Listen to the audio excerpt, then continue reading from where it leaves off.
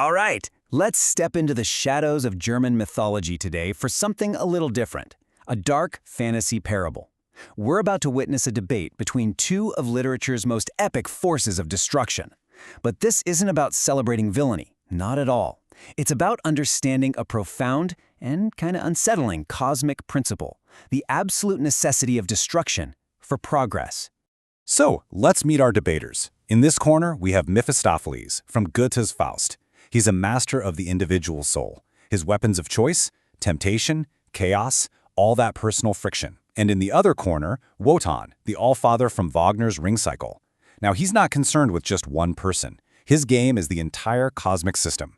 His tools are law, sacrifice, and, well, ultimately total systemic collapse.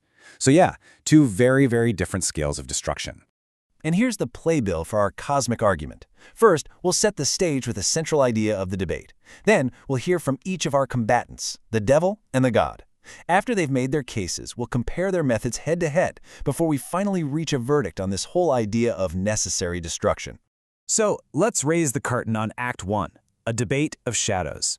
The core idea we're diving into is that these figures, they're not your simple mustache-twirling villains. Nope, there's something way more complex and, frankly, more essential. They are what you might call productive shadows, or, as we'll be calling them, destructive catalysts.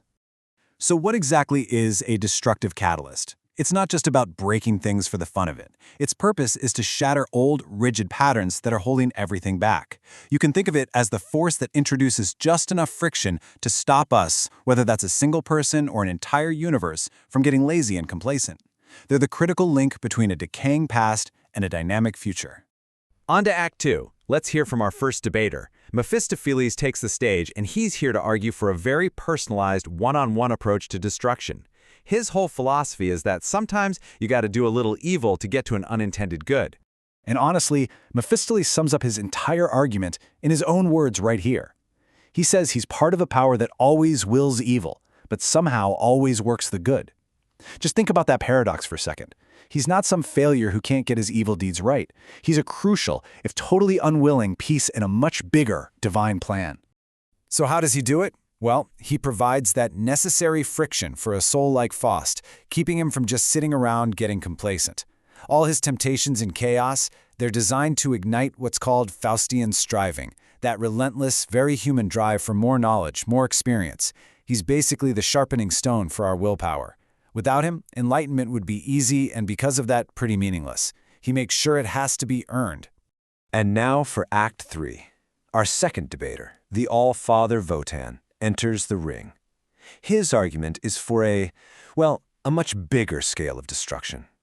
We're not talking about one soul anymore. We're talking about the whole cosmic system, all brought down through his own sacrifice.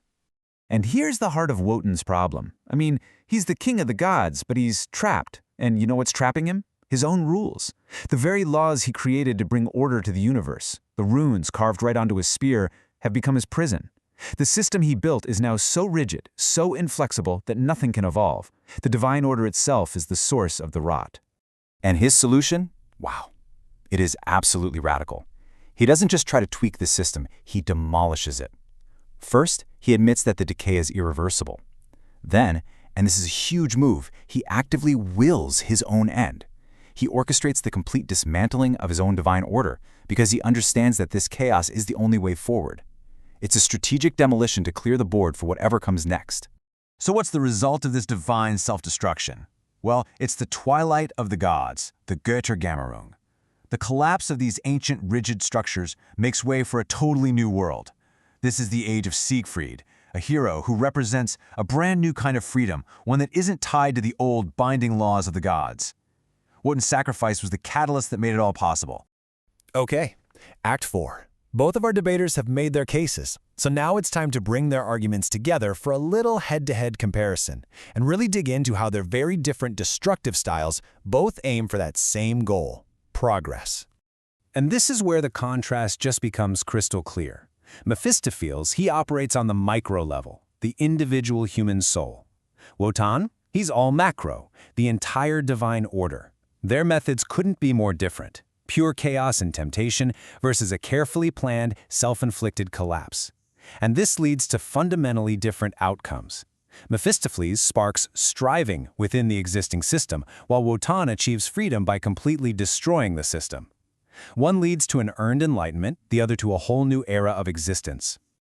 And that brings us to our final act, a necessary destruction. We've heard both sides, we've seen the comparison, and now it's time to put it all together and deliver the final verdict on this cosmic debate. So what's the ultimate takeaway from all this? Both of these stories reveal a powerful, recurring theme. Destruction isn't the end. It's actually the necessary prerequisite for creation. This model of productive destruction really gets at the complex historical and spiritual journey of the German soul. This idea that old, outdated frameworks simply have to be torn down to make way for the new. But why is this so important? Because the ultimate goal here is to move the human spirit away from being trapped by rigid, unthinking laws, whether those are divine rules or just our own personal habits. The struggle that these catalysts create is exactly what prevents spiritual death. It's what ensures we keep evolving. Which brings us all the way back to the final question. After hearing the case for personalized friction and the case for systemic demolition, who actually wins this debate? And the verdict is? It's a paradox. There is no winner. Why? Because they aren't actually opponents. They're two sides of the same cosmic coin. Both Mephistopheles and Wotan are essential tools, essential catalysts, one for the individual soul, the other for the entire system. Their actions prove that even the most disruptive, chaotic, and seemingly evil forces are necessary to push the world toward progress and ultimately toward freedom. And that leaves us with one final and maybe pretty urgent question to chew on. If destruction is a prerequisite for creation, and if rigid laws always lead to stagnation, then what old laws, what systems, or what ways of thinking need to be broken for our own world to evolve?